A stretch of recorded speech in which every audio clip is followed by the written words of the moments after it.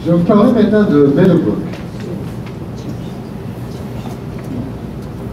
Quand on s'intéresse au bocage historique, au bocage actuel, ou aux haies, même un terrain de golf peut être riche de découvertes.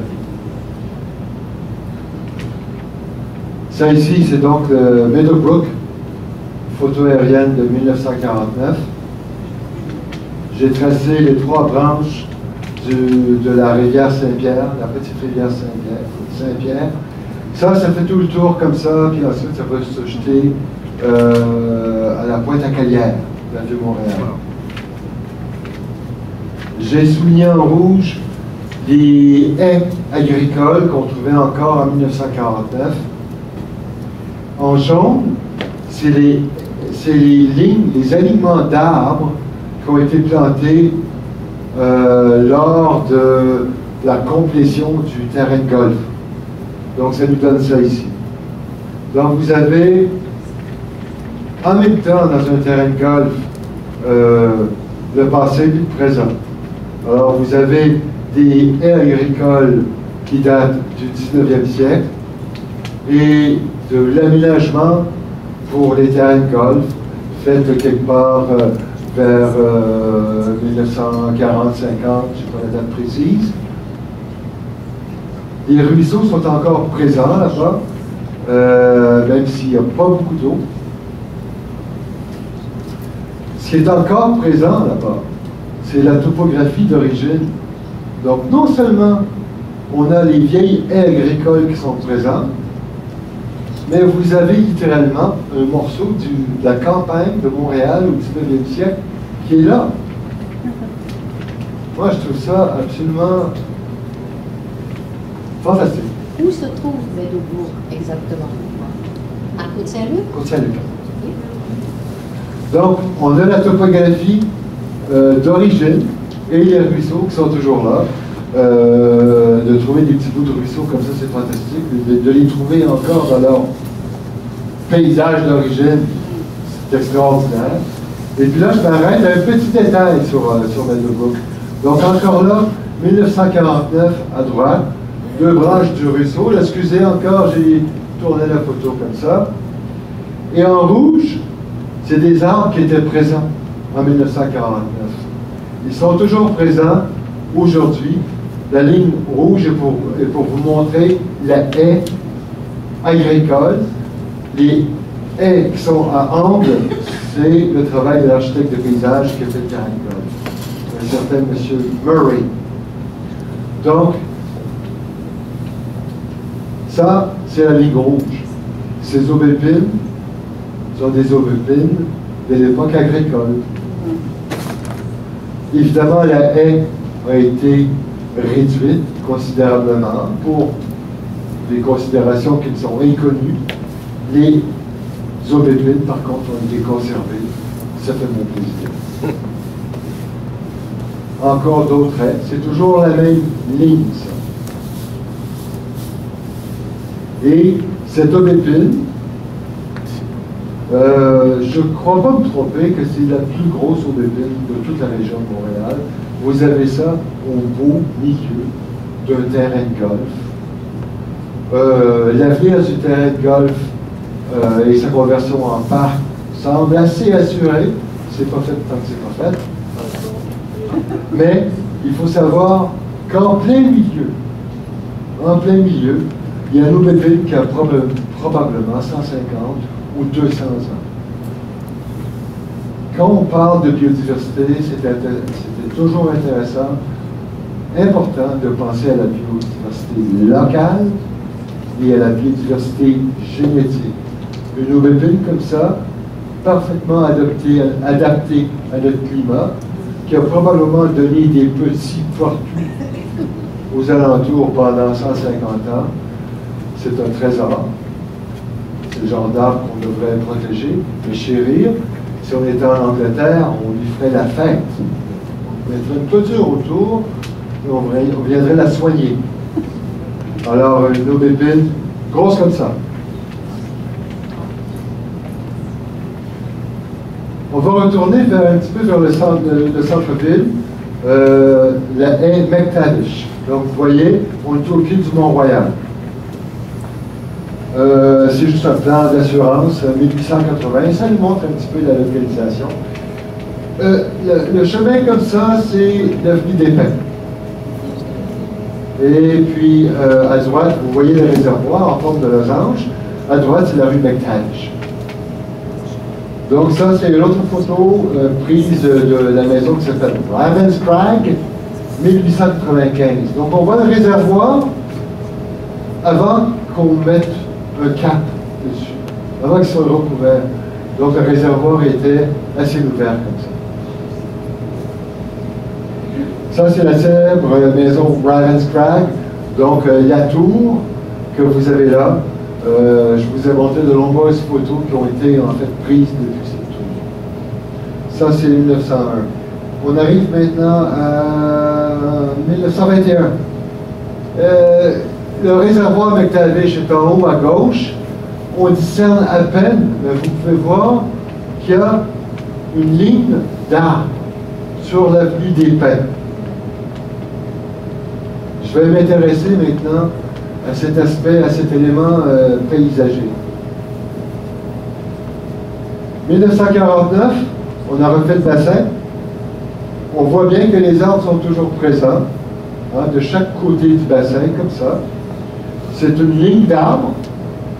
C'est ce que j'appelle une haie.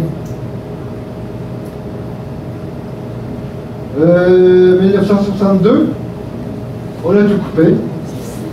Il reste quelques arbres. Hein. Vous en avez sur l'avenue des Pins et vous en avez quelques-uns sur McTavish. La silhouette des arbres est facile à reconnaître. Hein. On est rendu en 1978. La haie est reconstituée. Mais à l'intérieur, il y a deux choses. Donc, il y a les processus naturels de colonisation par les espèces. Et quelque part, à la fin des années 60, on avait planté des haies horticoles avec des espèces exotiques. Ce qui est intéressant, en fait, ici, on est au pied du Mont-Royal. Le Mont-Royal, grosso modo, a été rasé plus ou moins par bout, par moment, 2 ou 3 fois. Jamais complètement tout d'un coup, mais il a été rasé ici, il a été rasé là, ça a poussé ici. Hein? Certains des arbres qu'on trouve dans cette drôle de haie sont en fait des arbres, des espèces qui viennent du Mont-Royal. Donc vous avez une haie pas planifiée, par accident, qui abrite la diversité génétique qu'il y avait sur le Mont-Royal. Il y a des sorbiers qu'on trouve ici. Le sorbier indigène qu'on trouve sur le Mont-Royal. Mais celui qu'on trouve ici, comme les cornouillers qu'on trouve là, ils viennent tous du Mont-Royal. En fait, certaines de ces plantes sont rares sur le Mont-Royal et ont été préservées par hasard parce qu'on a fait un trou et une falaise pour mettre un réservoir et puis que plus ou moins des arbres qui ont poussé là et puis ça se trouve à être un réservoir de biodiversité.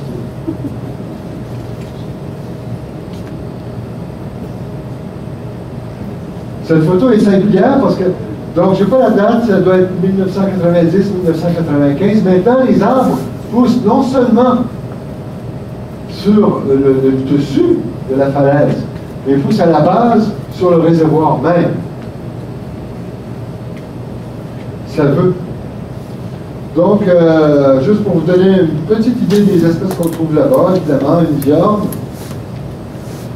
cornouiller, et un sorbus et un rubus. Ces deux espèces-là viennent, comme le cornouiller, du Mont-Royal. On a planté aussi, évidemment, des lilas, des herbéris et des chèvrefeuilles.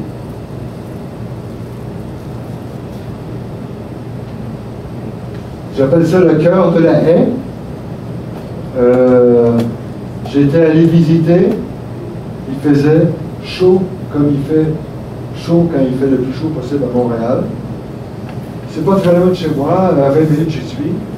J'ai pas amené d'eau et j'étais déshydraté. Et je suis tombé sur un pommier dans la haie McTavish, comme la Macintosh, je l'appelle la McTavish, une pomme délicieuse, juteuse, par hasard, un pommier sauvage qui poussait dans un aménagement pour aménager, sauvage, la meilleure pomme au monde. Enfin. Ouais. Alors c'est ça, quand vous êtes, donc ici on est sur, ils ont fait un couvercle au réservoir, ils ont mis de la terre, ils ont mis du gazon, et c'est un parc. Donc devant, vous avez la façade de pierre, ou derrière la haie, vous avez la Boue des Pins et le Mont-Royal en arrière. Donc c'est vraiment un endroit par accident et avec une grande richesse écologique. Une autre vue. Là, on est parallèle à la Boue des Pins.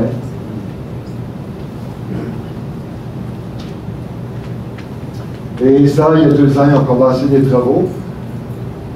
Alors, ils ont complètement tout gratté, la surface de pierre. Vous savez, on a des espèces de sorbiers qui poussent spécifiquement, en anglais, on dit le montagnage. C'est un arbre qui est parfaitement adapté à ces milieux-là. Et puis là, probablement pour des raisons sécuritaires, on a tout enlevé et on a enlevé une bonne partie de cette diversité génétique d'origine du Mont-Royal pour sécuriser les environs. Donc, il reste que c'est un site magnifique et un non-aménagement paysager avec une richesse écologique plus grande que n'importe lequel si vous comparez à la plupart des autres parcs. On arrive à Ville-Saint-Laurent.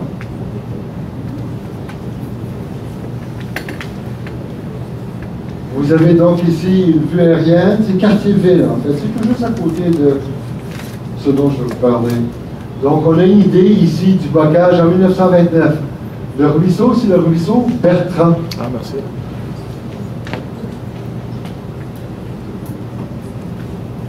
Et ici encore, j'ai souligné les haies agricoles. Au loin, c'est le fleuve Saint-Laurent. Donc on regarde vers le fleuve. Donc vous avez une idée ici d'un bocage qui a une centaine d'années environ. À peu près le même endroit, pas tout à fait. Et la photo est dans 1966. Donc je vous ai tracé les haies et les boisés.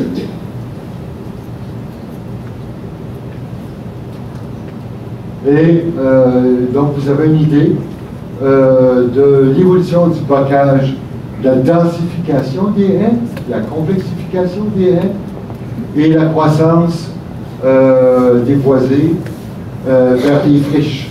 Donc au centre, ce que vous voyez en pointillé, en fait c'est une friche. Donc les arbres déboisés ont colonisé dans ce sens-là. Je vais regarder un tout petit détail maintenant de Ville-Saint-Laurent. Donc photo aérienne de 1948. Le même endroit en 73. Le même endroit en 2004. 2005. 2007. 2008 et 2012. En fait, depuis le début de la séquence, je suivais ces 2 lignes rouges, les 2 haies qui sont là, qui ont été d'une certaine façon conservées malgré le développement qu'il y a eu dans ce coin-là. Ça, c'était la haie qui était le plus à l'ouest sur la photo précédente. Cette haie est une haie agricole qui a été conservée lors du développement du quartier. La haie a été ici, sécurisée ou je ne sais pas quoi. Malheureusement, on l'a percé pour faire plus intéressant. On l'a percé à nouveau dans l'autre sens. Ça, c'est le deuxième site que je vous montrais à Saint-Laurent. C'est une autre haie agricole parallèle à la rue C'est un magnifique site.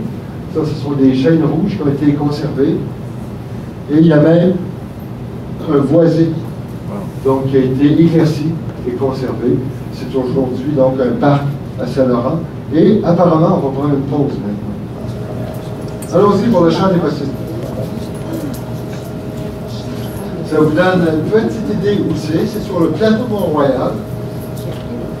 Il y a une voie ferrée qui traverse, qui fait la frontière entre le plateau Mont-Royal et Rosemont-Petite-Patrie. Donc le champ des possibles, c'est une friche industrielle au nord du plateau contre la voie ferrée. Ça, c'est une vue donc du champ des possibles. C'était donc, il y a quelques années, à la fin des années 70, les activités ferroviaires ont cessé. Ils ont démantelé les rails et ils ont couvert ça de gravier. Et puis, ils ont mis une clôture autour. C'est le Canadien Pacifique. Donc, toute la végétation, toute la nature qu'on trouve là est arrivée depuis le milieu des années 70. C'est très intéressant de documenter comment ça se construit un champ, avec des haies, évidemment. Je me demande pourquoi ça s'appelle le champ des possibles. Parce qu'on ne savait pas comment l'appeler. Et quelqu'un a trouvé champ des possibles. Puis tout le monde a fait ah, last! Champ des possibles. Personne l'aime vraiment. Mais non, c'est super beau. Ça veut dire que tout est possible. Mais c'est signifiant quand même. OK. Vous avez ici donc la vue aérienne du champ des possibles. Encore là, c'est donc une gare de triage ferroviaire en 1949. Donc vous vous rappelez à l'instant, je vous montrais une vue très verte, mais le quartier à l'époque était très différent. Champ des possibles. OK, merci. Et cette section ici, et peut-être celle-là. Le champ des possibles. Ça ici, c'est les Carmélites. C'est un monastère. Et puis, le champ des possibles va à peu près jusqu'ici, en fait. Merci. Ce qui est intéressant, c'est que c'est le premier espace vert qui est co-géré par un groupe de citoyens. Donc, il y a un groupe de citoyens qui s'appelle les Amis du Champ des Possibles, fondé en 2010. J'ai été le premier président de l'organisme. On avait commencé à travailler pour la préservation de cet espace en 2008. Donc, ça a pris quelques années. Aujourd'hui, c'est un nouveau parc. À l'origine, évidemment, c'était pas joli. Vous voyez maintenant un peu mieux, là, qu'il y avait une voie ferrée centrale qui allait en fait jusqu'à la rue Laurier. Et de chaque côté, il y avait des voies comme ça pour le transportement de marchandises. Une vue aérienne 1975, le champ des possibles est devant les plus gros édifices, on appelle ça les méga structures. Vous avez la rue Saint-Viateur, comme ça. Le plus gros édifice que vous avez tout à droite, c'est la rue Saint-Denis qui est là. Donc, vous avez une friche à l'avant-plan. Moi, celle-là, je la connaissais bien mieux que celle du champ des possibles. Je suis allé là, mais de l'autre côté, le fer en France, je parle de quelques années. Là. Et vous avez une autre vue. Ce coup-ci, donc à gauche, vous avez le Carmel des Carmélites. Donc, c'est une communauté religieuse qui sont fermées. Hein? J'ai jamais pu visiter le jardin. J'ai pu visiter par contre l'édifice et la chapelle. Donc le champ des possibles, vous le voyez tout à fait à gauche. Vous voyez encore quelques wagons qui sont présents. Un plan du champ et des haies qui sont présentes. Donc, comme j'expliquais plus tôt, les haies, un peu partout en Amérique du Nord, c'est le même phénomène. Les haies naissent de la même façon. C'est les clôtures qui génèrent les haies. Donc ici, comme tout le terrain était cerné de clôture, vous avez eu des haies qui se sont installées tout autour. Il y a quelques autres groupes d'arbres où ils sont là pour d'autres raisons. Il y avait des débarcadères, des choses comme ça. Donc, vous avez une série de haies qui sont présentes. Je vais vous montrer une séquence de 3 images pour voir. Vous voyez la haie Henri Julien?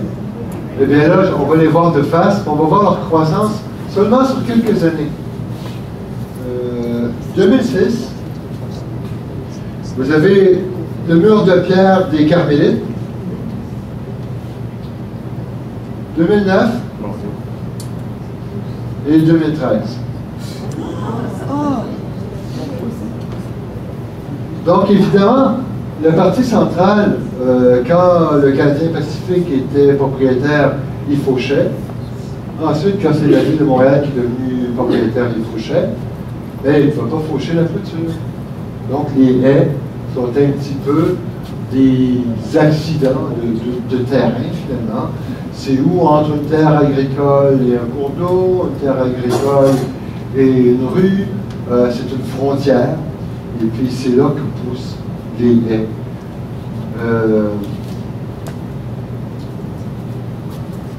C'est toujours la même haie. Donc, j'ai souligné en vert la haie qui est en train de se former. Si on laisse aller, la haie sera continue. Et moi, ce que j'ai proposé, c'est d'accélérer le processus. Donc, de planter des espèces dans les trous de la haie. On a planté de nombreux végétaux et on plante que des espèces indigènes. C'est comme notre règle de base. Espèces indigènes. Les espèces ne sont jamais choisies selon des critères esthétiques, mais selon des critères écologiques. Est-ce que c'est des espèces qui conviennent aux oiseaux, aux insectes pollinisateurs? Et si c'est oui, on les plante. Vous avez pas de difficulté avec la ville concernant la sécurité? Parce que, tu sais, il n'y a pas trop ça que les choses sont cachées, pour avoir un bandit en arrière de l'arbre. Il y a des bandits en arrière des ranges de chars. Il y a des bandits en arrière des immeubles. Il y a des... Oui, il y a... c'est pas, c'est-à-dire que comme c'est un endroit et zoné parc nature, ben on s'attend à ce qu'il y ait des arbres. C'est notre argument. Puis de toute façon, en fait, dans de nombreux parcs à Montréal, il y a des massifs d'arbres, il y a des haies, il y a tout ça qui est présent. En fait, tout ce que je vous présente ce soir, tout, je l'ai fait pour une raison. Pour qu'on accepte les haies au champ des possibles. C'est la seule. Je suis parti sur une recherche pour me dire, il me semble qu'écologiquement, ça fonctionne. Si c'est arrivé tout seul dans une friche industrielle, c'est parce que c'est adapté en tabarouette au milieu urbain. Puis à toutes les années, il y a de plus en plus d'espèces. Puis à toutes les années, il y a de plus en plus d'espèces d'oiseaux. Et de tout. On a publié un petit ouvrage avec toutes les espèces qu'on trouve au champ des possibles. Et il y a une croissance à toutes les années. Donc, c'est un lieu de rencontre entre les humains puis la nature. Donc, on fait des visites guidées dans cet endroit-là, à tous les étés. On fait des chasses aux insectes le jour, chasse aux insectes le soir. C'est pour toute la famille. Donc, c'est quand même un petit morceau de nature en ville. Vous avez vu l'environnement, c'est pas bon. Mais c'est quand même riche, il y a plus de 350 espèces différentes. Donc, ça, c'est une des haies. Sur la rue Henri-Julien, on a d'autres haies, on en a 4, mais celle-là, c'est donc sur la rue Bernard. Donc, vous voyez le beau mur végétal qui est là. Et puis, derrière la haie, c'est là que le Canadien Pacifique est venu faire ses misères. OK, malheureusement, je ne sais pas pourquoi, il y a des images qui refusent de venir me voir.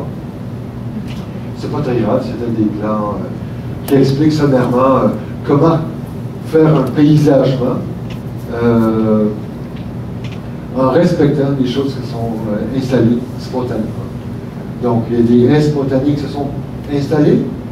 Notre travail devrait se limiter à enrichir en espèces ces haies-là, de densifier les haies, et de faire connaître de cette façon, comme on tourne au centre-ville. Donc, une bonne partie de notre mandat, c'est de faire connaître la biodiversité aux gens. Ils n'ont pas de contact avec la nature. Donc, je vais vous montrer un petit peu mes observations sur la composition des haies, la structure des haies, et comment on peut en faire